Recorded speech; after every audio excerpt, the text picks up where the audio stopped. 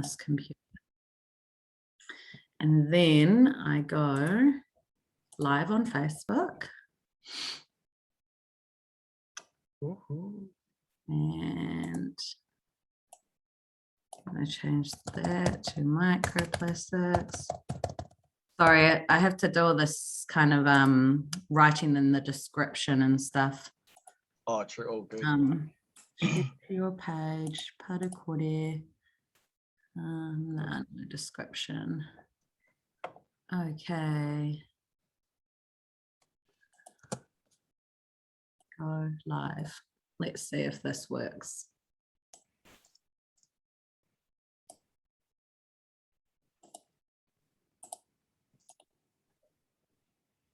Got it. Okay. Mean. I can see us. We are live. Kia ora, everyone. Kia ora, kia ora. And I'll just see that I can see. Hopefully I'll be able to see the comments as they come up.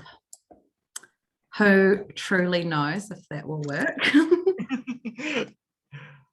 Okay.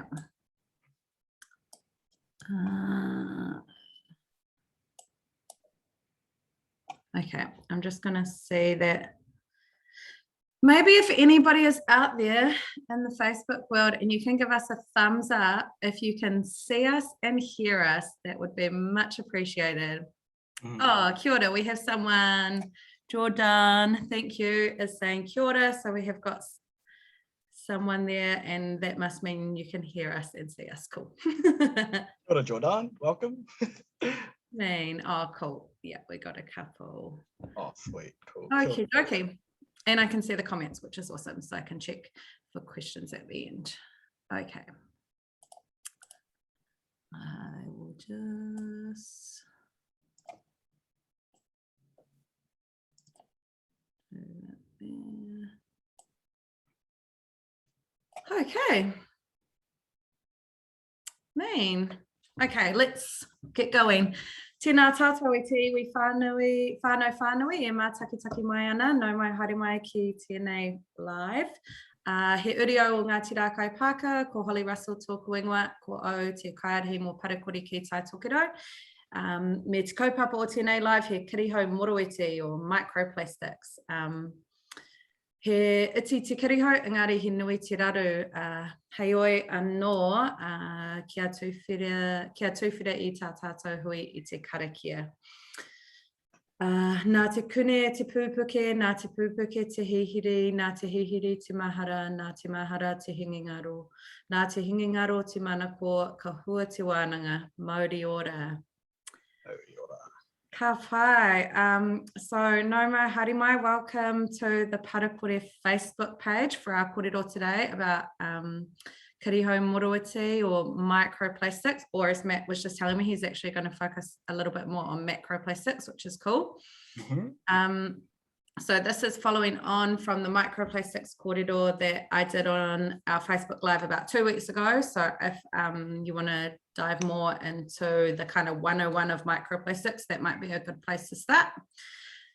So today we're lucky to have Matt Peryman here with us, who is a master's student on the AIM2 program, which parakore are involved in. AIM2 stands for Aotearoa Impacts and Mitigation of Microplastics and is a national multidisciplinary research program that looks to determine the impacts of microplastics in Aotearoa on our ecosystems, animals and people. And it also looks at some avenues for reducing that impact. The principal rōpū participating in the AIM2 project include Institute of Environmental Science or ESR, Northcote Research Consultants, Scion, Cawthron Institute, University of Auckland, University of Canterbury and MB. The project team also works closely with iwi, NGOs, councils and the primary sector. So really trying to address the issue of microplastics from many different angles. So yeah, shout out to the wider AIM2 project team. And for more info on that project, I'm going to post the website in the comments of this live. But first, I'll hand over to you, Matt, to introduce yourself. Ko wai koe, no hea koe, e noho ana ki here, where you're from, a bit about who you are and where you're based now. Kia ora. Oh, beautiful. Kia ora, Holly. Thanks for that opening and the karakia. Tihei mauri ora. Thank you so much for having me here as well to Parakore. Big mahi to you guys and your incredible mahi that you guys do every day. It's awesome to see you guys out doing awesome stuff with marae and hapu and iwi and looking after our communities the way you guys do. Ko puto aki tuku maunga, ko rangitai ki tuku awa, ko Ngāti Awa tuku iwi, ko ngā tamawera tuku hapu, ko Aotearoa tuku marae, ko Matt Peryman aho. So hey everyone, my name is Matt Peryman, kia ora koutou. I whakapapa back to a place called Taitokerau, just south of Whakatane, which is where my nan grew up in a marae called Aotearoa. Our whānau moved up to Tamaki way before I was born. And most of us are still here. Some of us are in Oz and the Gold Coast. Some of us are in South Auckland. Most of us are based around the North Shore, around like Birkdale, Beach Haven area. But I'm actually based in Albany, which is closer to the Massey campus, which makes things real easy for the study life. And yeah, that's me. Man, ka rawe, Matt. Me he aha tō rangahau. Can you tell us all a little bit about your research project, including what led you to do this research? For sure. I feel really privileged as me and my brother were really lucky to have a good upbringing in the countryside of Tamaki. So we had heaps of space to run around and explore the world. Like we had sheep and cows and a horse and a goat named Billy, like chickens, cats and a dog, who actually gave me my first word, which was dog. And growing up in that space surrounded by like native birdsong and massive trees and all these animal friends, it was impossible not to fall in love with Te Taio. So that kind of came through with me my whole life, really kind of set the foundation for that. And so when I finished school and I was thinking about going to uni, I actually ended up enrolling in biology and zoology, thinking that I would get into conservation someday. But I learned pretty quickly that I don't really have the brain for chemistry and maths.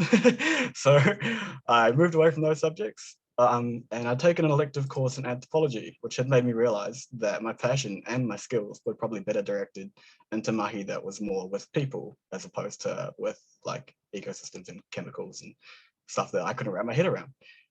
But like most Māori, I have a pretty big and diverse whānau. Most of us are some sort of Māori Pākehā mix, but we also have Thai, Cantonese, Japanese, Australians, and Canadians amongst us. I have the privilege of being pretty white passing. I look pretty white, which means I've never really experienced any racist remarks directed specifically at me, but the rest of my family haven't always been so lucky. So while I know I've been sheltered from the worst of racism and white supremacy, the experiences that I had growing up solidified that our society is not a place where everybody's treated equally and given the same opportunities, which kind of led me into that kaupapa of social justice within anthropology, which is kind of a big focus for a lot of anthropologists, I think. But it was only really last year after the coronavirus sent me back after a couple of years in Canada, back home, and here we are in lockdown. And I knew that I wanted to enroll in my master's program for this year. So I emailed one of my past lecturers, Tricia Farrelly, who I knew was ecology focused and was doing stuff in the ecological like kind of protection area, conservation, which I knew I wanted to get into, to ask for some direction on what kaupapa would be most worthwhile for me to invest my time and research in. And anyone that knows Tricia will not be surprised that she quickly put me down the plastics pollution pathway. She introduced me to doctors Olga Pantos and Grant Northcott, the co-leaders of the Aotearoa Impacts and Mitigation Microplastics Research Program, AIM2, which probably should be AIM squared, but everyone says AIM2. And they welcomed me into the AIM2, AIM squared whānau. And that was around August last year, and I still had a fair few months to go before starting my master's. So Tricia set me up with another student, Romilly Cumming, hey homie if you're listening, to work on a summer project investigating plastics pollution and waste colonialism.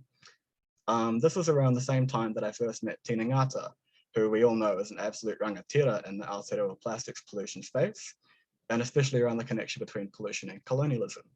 And Tricia's insights as well really helped to set the foundation for that project that I'm working on now, which she co-supervises with Tina.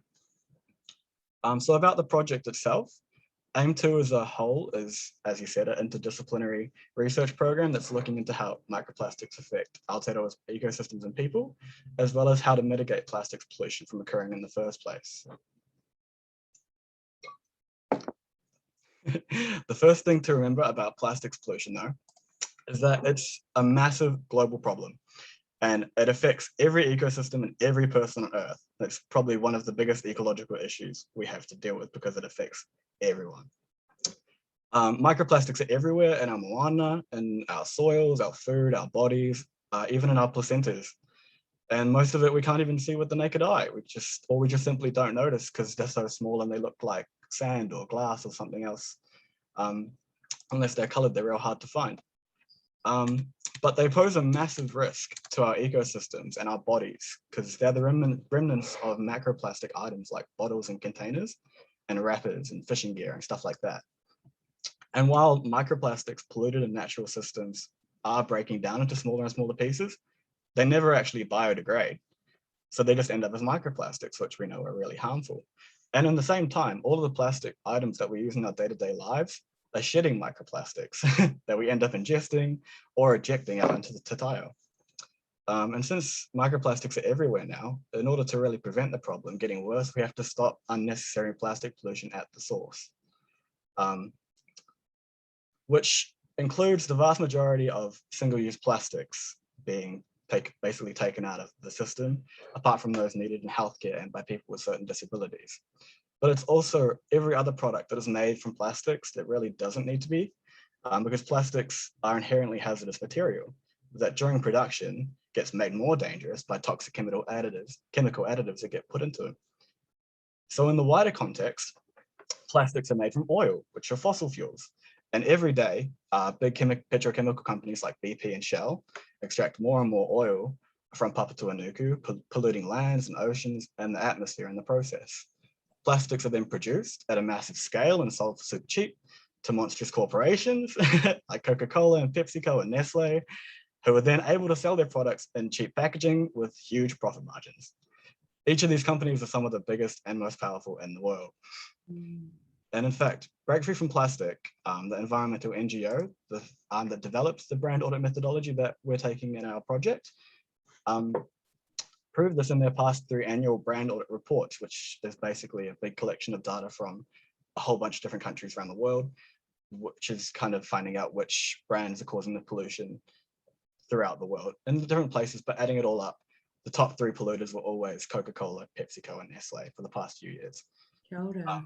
And what this helps to do is show both policymakers and everyday people like us that it really is the corporations and the government's responsibility for plastics pollution solutions, and shift the narrative away from individual responsibility.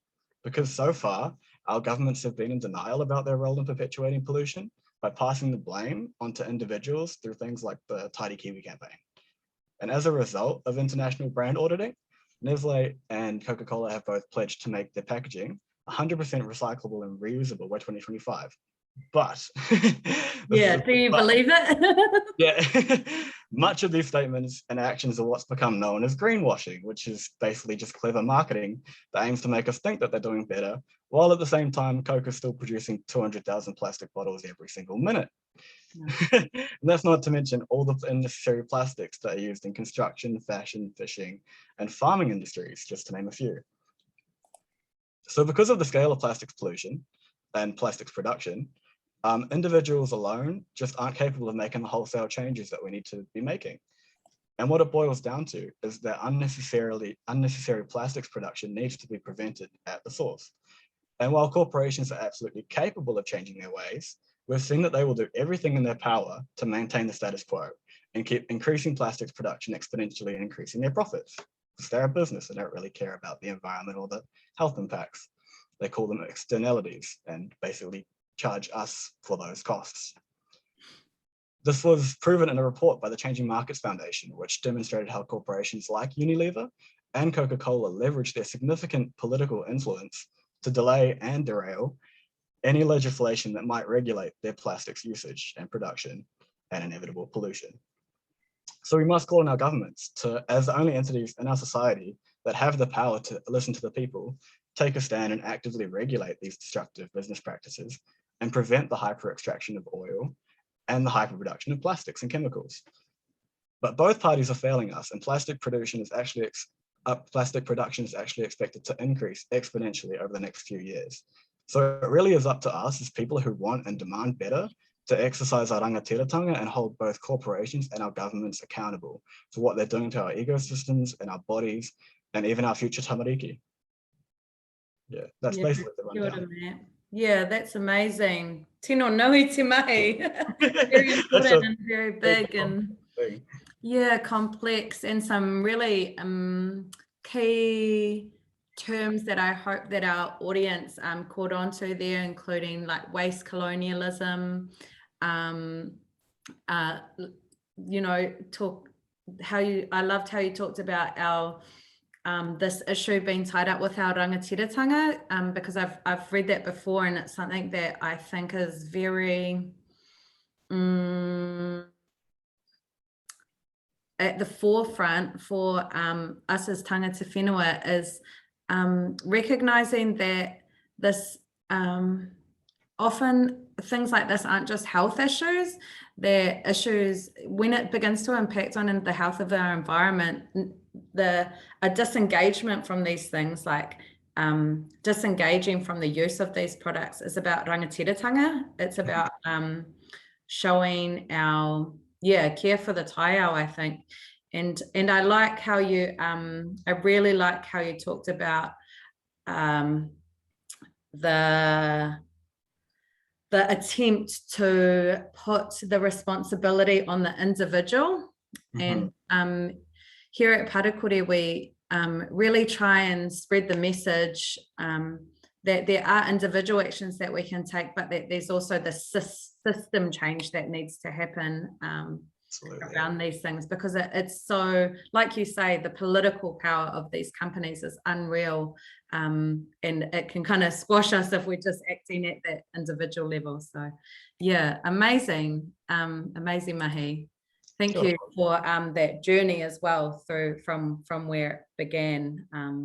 Cheers. Actually, I should probably clarify what waste colonialism is, because I realized that's not a very common term.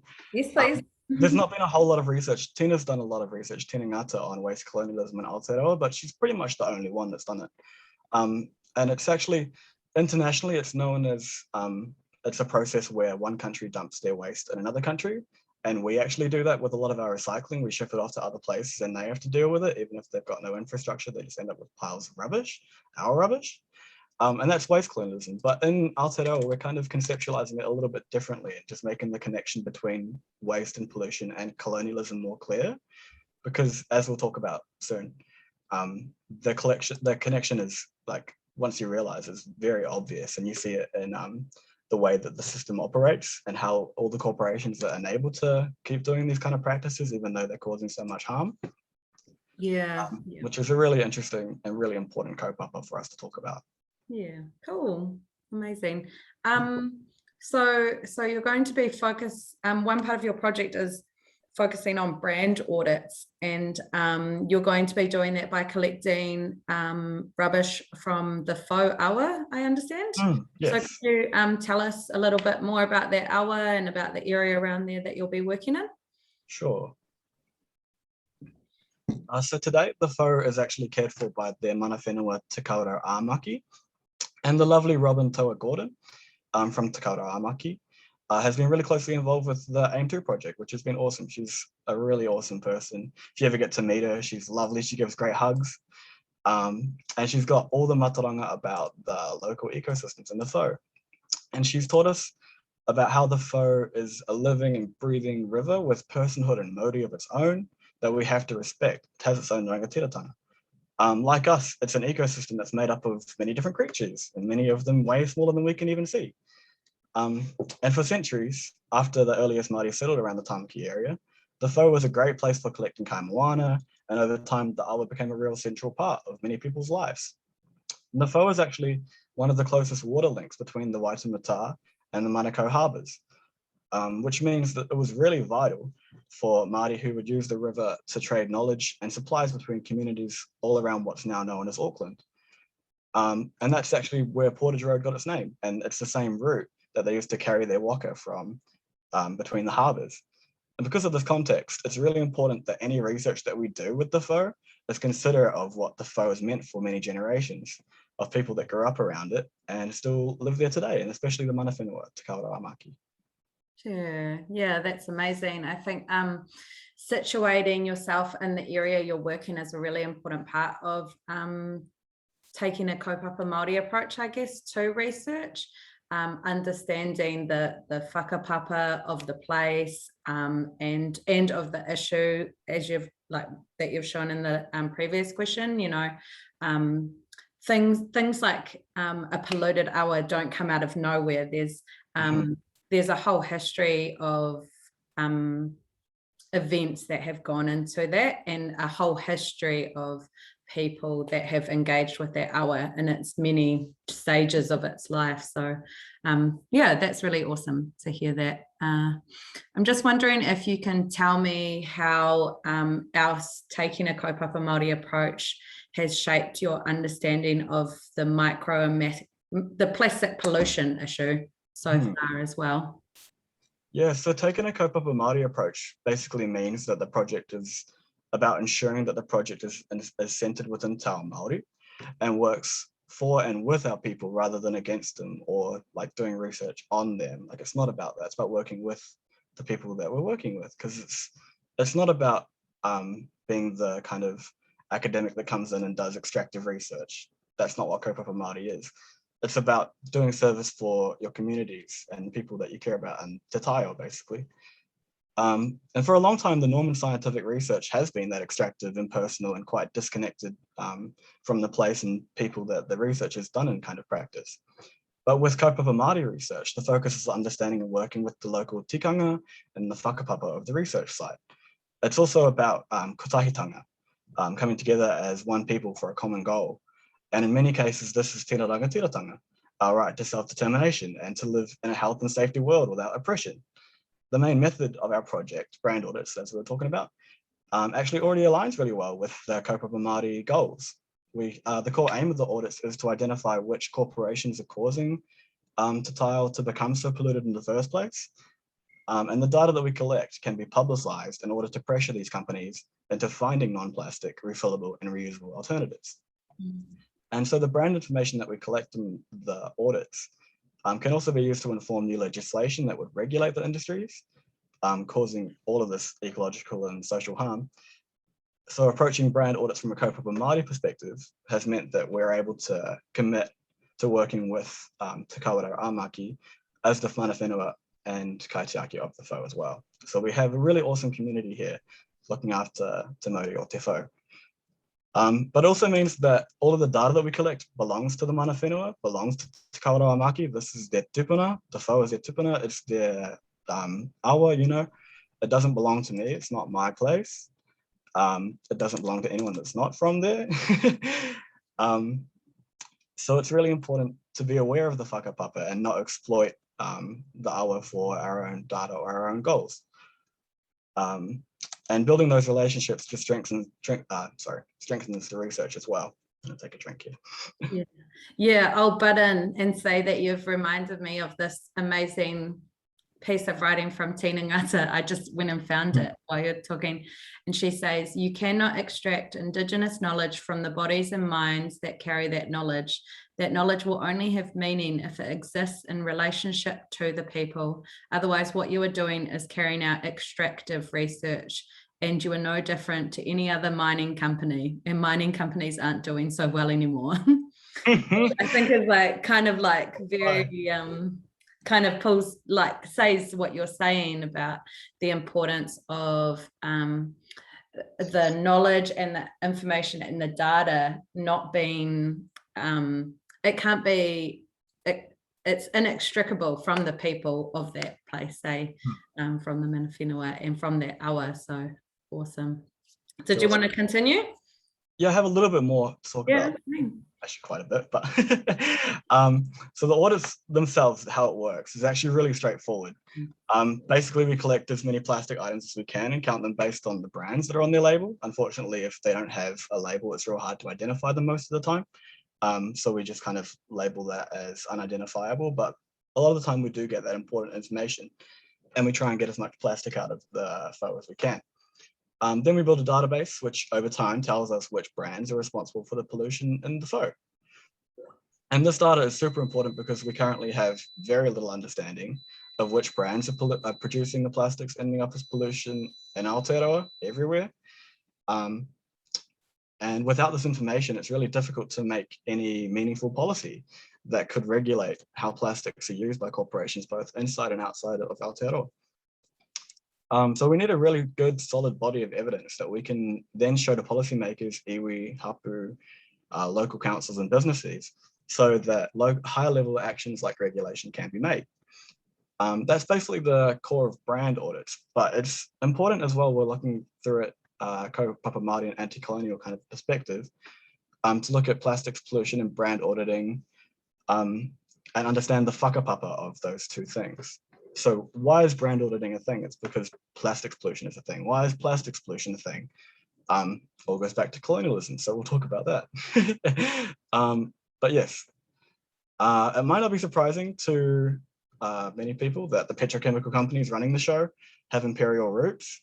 BP stands for British Petroleum, Shell is short for Royal Dutch Shell, and the US government is pretty well known for its oil imperialism in the Middle East. And these corporations are embedded in colonial politics around the world and make immense profits by selling to corporate empires like Coke and Nestle. So far, it's been a really lucrative system for them, but at the expense, of course, of the health of our taiao and our people. But going further back, we know that the expansion of European empires around the world through the past few centuries has resulted in most colonial countries like New Zealand and Australia and the US and Canada and so on to develop extractive economic systems that plunder indigenous land and ocean territories to feed resources and profit back to the empire. And that system is called capitalism. And it's based on a take, make, waste philosophy that inevitably produces pollution. Because of this colonial legacy, each of these companies are protected by an essentially global governance system, the UN, that's designed to work in their favor, even if that means widespread indigenous genocide and toxic pollution at the scale we're now experiencing, because there's tons of money and power involved. But most people haven't had any choice but to get roped into capitalism and colonialism in order to survive. And this has resulted in our lands and oceans, as well as our minds, bodies, and spirits, all being colonized by colonial governments and destructive corporations that they uphold. So thinking within that big picture framework gives us something of a roadmap to work with. And if we can see and understand the narrative that we've been fed, then we can start to do something about it. And the current system just isn't sustainable long term. We don't have enough resources for it to be perpetual growth forever. So it will ultimately fail, and we have to be prepared for that. And we have to be ready to fill that vacuum with a more equitable structure, political structure. But of course, it won't happen overnight. So we're in the position now having to work within government systems that we know are ultimately harmful and unsustainable, but are our best chance of ensuring that our voices are heard. But we need to have seats at the decision-making tables because we know what's happening isn't right and that things don't need to be this way. We need only look back to our tupuna to see a world without single-use plastics. Even in my mum's day and my nan's day, it wasn't that long ago. At a time when we as humans were much more in tune with the taiao. And ecosystems were the first circular economies. And indigenous peoples all over the world mastered that ability to live within them. And we've actioned our responsibilities through practices like rahui, controlled burnings, and more recently political hikoi, and the protection of endangered ecosystems by kaitiaki.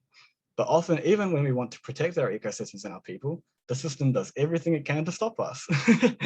We need only look over to Putaki Bay in Waiheke and the violence and abuse that kaitiaki have been facing from police and developers. It's disgusting. And the fact that kaitiaki were illegally arrested by police, who should know their own laws, shows pretty clearly that New Zealand's current systems, economic and political and social, are engineered to protect profit rather than the health of our communities and te taiao. But kaitiakitanga is our framework for living in a better sync and better system with the world, for building better economic and political systems that are founded on our roles as kaitiaki, as tangata whenua, and as an intrinsic part of ecosystems with an important role in sustaining them. So long term, I think that's where we need to get to on a global scale, is returning to those indigenous roots and ways of being that aren't about extractivism and not about treating the world as a resource, and really about understanding your role and looking after your ecosystems and your people. And it'll naturally look different depending on where you live. One of the other things about European imperialism is that it's conditioned us to think in universal terms. But ecosystems are inherently localized systems, and there can be many types of ecosystems within one island or one country. So the same types of laws or tikanga that work well in one place might not work well in another place. And that's okay, because we've got different people looking after different ecosystems with the mataranga to back it up. So therefore, local Indigenous leadership is actually really critical to ensure that mataranga, or knowledge about local ecosystems, is used to inform how important decisions are made. I truly believe that tino rangatiratanga is our key to survival, and that's the primary driver of kaupapa Māori research. It's a really interesting place to be working into, because there's still many very colonized people in the plastic pollution space that do harmful research in Indigenous communities, and sometimes that's me too. And for whatever reason, there's also people that are unwilling to look at the bigger imperial picture and recognize their own complicity in maintaining the system. And even if they believe their intentions are good, they might be causing harm through the practices that they do with their research. And I'm part of that system, you know, like we're both anthropology students. We both know this history of academia and anthropology. Like anthropology was originally designed to classify Indigenous people and kind of take control of them. Obviously it's come quite far, but it's still part of that system. And there's still a lot of kōrero and much more mahi that we have to do to kind of make this a better place. Yeah, yeah. Awesome, Matt. That's yeah, you've covered some really huge topics there, but I think it's really awesome for our audience to hear how these tiny pieces of plastic are actually tied up with these huge systemic and structural kind of powers and issues. And Absolutely. yeah, that bigger picture, you're so right. It's zooming out from that kiriho moroiti to the zooming out to macroplastic, zooming out to the full awa, and then zooming out to those kind of global global systems that we're fighting against, I think. And you're totally right that part of fighting against those systems is returning to what our tūpuna practice, what is in our whakapapa, those ways of living in balance with the taiao. Can you share with us any initial findings? So in terms of the brand audits, we were only able to do one small cleanup before Delta turned up in Tamaki. So we'll be starting brand audits again and building a more solid database once it's safe to get back out to the awa, which hopefully will be in level 2, but it depends on the rules. So we'll figure that out when it comes. But we did find some interesting patterns in that first audit. The park that we audited was on Wherewhero Park, also known as Brains Park in, I think it's Newland, right beside the Faux. And it turned up a bunch of Tip Top ice cream wrappers and tiny individual lolly packets and Big Ben pie bags, along with the usual suspects of Coke, Pepsi, and Nestle. But Tip Top and Big Ben are both New Zealand companies. So one action that we could take is to initiate a conversation with them, our communities, and the government to share our findings and show them how plastic products are hurting our people and ecosystems here in Aotearoa, and call them to come up with safer, non-plastic solutions. But another important thing that we learned over summer, so a bit further back, is that even though plastics affect everyone, coastal communities, which are often Māori and like small coastal communities that rely on kai moana, that are often Māori and Pacifica, are particularly at risk of the health impacts of microplastics contamination, because they consume a lot more kai moana than the average person. And our lower income whānau are also at much more risk because they tend to be living in places that are closer to incinerators or landfills or pollution that doesn't get cleaned up, or places where things get dumped. And they end up being the people that are most physically harmed by the impacts of it. And it makes sense because the biggest corps wouldn't destroy the lands that they live on, so they pollute and destroy indigenous lands and oceans that they've already stolen through imperialism. It's awful, but it's how the system works. And we see this with things like New Zealand's Public Works Act, for example.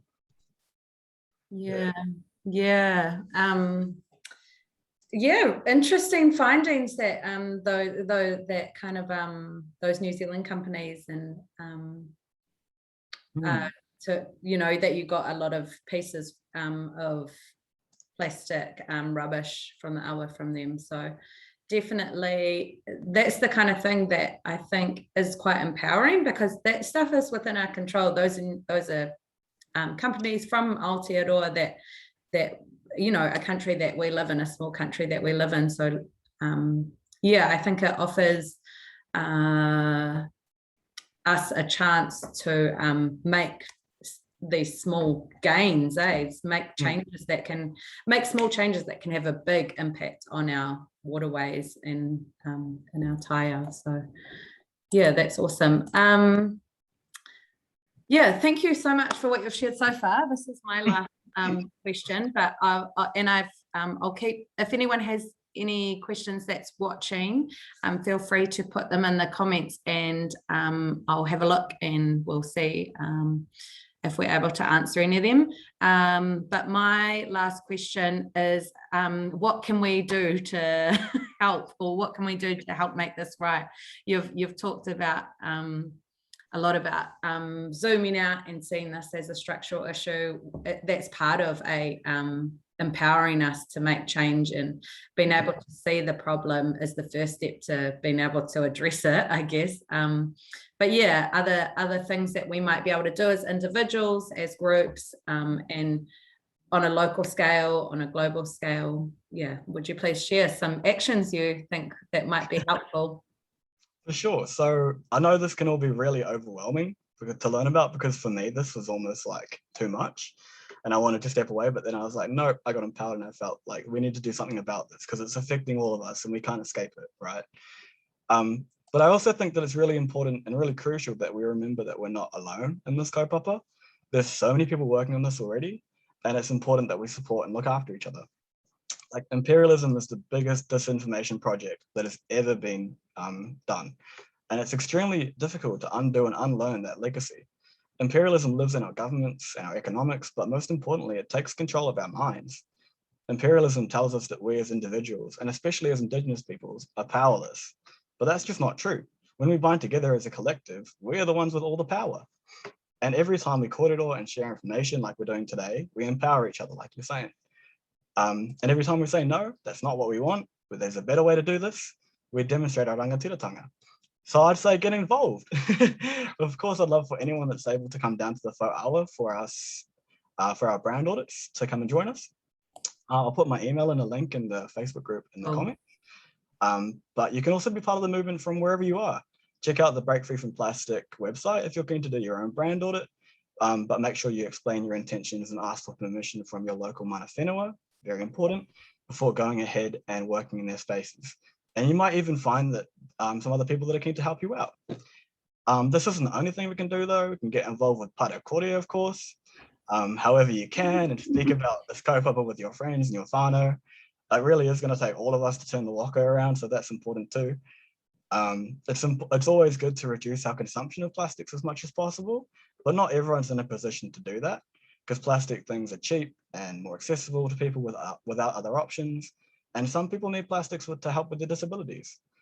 We have to remember that as individuals, most of us are not responsible for the plastics pollution problem. Corporations and governments are responsible, and it's our job to hold them accountable. There's a lot of talk at the moment about a global plastics pollution treaty, and that kind of law could help align governments internationally with the kaupapa of mitigating plastics pollution from the top down. And while I do believe that's an important step to take, it would still operate within the global imperialist system that we know is ultimately more harmful than helpful. So as such, what we need is an independent global system of power that's based on economic equity, social equality, and protecting te taia, as opposed to protecting resources and protecting money and profit kind of thing. But to get there, we have to expose the empire for what it is and demonstrate how none of us are truly thriving under its systems. But the key thing that I think is most important for people to remember is that the real root of the problem that's got us into this mess of climate change and plastics pollution and ecological degradation is really in our minds. And many of us have been taught that our normal way of doing things under colonialism and capitalism is the natural way of doing things, which is the farthest thing from the truth. Part of imperialism is forcing everyone to live within this system, to universalize everything, and to see no alternative, which is why they tried to kill our language and our traditions and our ways of being. But as Māori, we're a great example of Indigenous resistance, colonial violence, and we've been doing it for centuries, and we will not go down without a fight. So truly, to get to where we need to be, we have to decolonize our minds, all of us, tangata whenua, tangata tiriti, and tauiwi, and everyone around the world, really. Unlearning the colonial fictions is a lifelong process for most of us, but it is so critical that we do it for the well-being of ourselves and our communities and our taiao. There's so much wisdom in our communities already. The writings of aunties Linda Tuawai Smith, Tina Ngata are a great place to start. For people interested in learning more about the plastics pollution problem on a global level, Whaia Tricia just recently published a book called Plastic Legacies, which is available online for free. I'll post a link below as well. And everyone has their own abilities as well within the space, which I'd like to make that point last, because everyone has their own skill set. And I think it's really about finding your own tūranga waiwai, your own place of standing in this kaupapa, and in your own whakapapa, and within the world as large. And that's probably enough for me. Matt. No, I think you're so right, especially that last comment that we all have our place in this mahi, you know. I think AIM2, there's some amazing scientists and researchers involved with the AIM2 project, and very privileged to work alongside them. But it's not just that work, hey, there's so many other roles to be filled in the fight against plastic pollution. And yeah, it's just really awesome to hear that from you. And I hope that our audience takes that on board too, because yeah, there's many different angles that we can do this mahi from. There's actually no questions in the comments, just lots of requests for links to things. So hopefully Matt will be kind enough to jump on to the comment section after the live and post some of the links he was talking about, and I'll do the same. And if you do have any other questions, just pop them in the comments and we'll get to them when we can. But unless there's anything else from you, Matt, I'll close up. That's pretty much all I have to say. But yeah, Tihei Moriora, everyone. I really think that we're all part of this. You can get involved in any way you can. I hope that you really take that away as the key takeaway from the kōrero today, is you have the power in yourself. You have your own rangatiratanga, and you can do something about it. Like, you have way more power than you think, and we have the power to hold corporations and government to account. And that's part of our job. Kia ora, Matt. Yeah. Awesome. Nō reira, e te iwi tēnā koutou mō tā koutou whakapiri mai ki te hui nei. He raru mō te ao, engari he whakautu tā te kāinga. You know, these are global issues, but there are local solutions, and there are solutions within ourselves, within our own whakapapa, within our own communities, just as Matt's saying. So awesome. I'll close us up with a karakia. Kia tau, kia tātou katoa. Te ata whai o tō tātou areki ai hukaraiti, me te aroha o te atua, me te whiwhinga taitanga ki te wairua tapu, ake, amene. Amene. Noho ora mai koutou, hei kona, we're going offline. Kia ora, everyone. Okay. Cool. How was that? Was that all right? Yeah, that was awesome. It doesn't say, does it say that it's, it just says, I'm going to stop recording as well.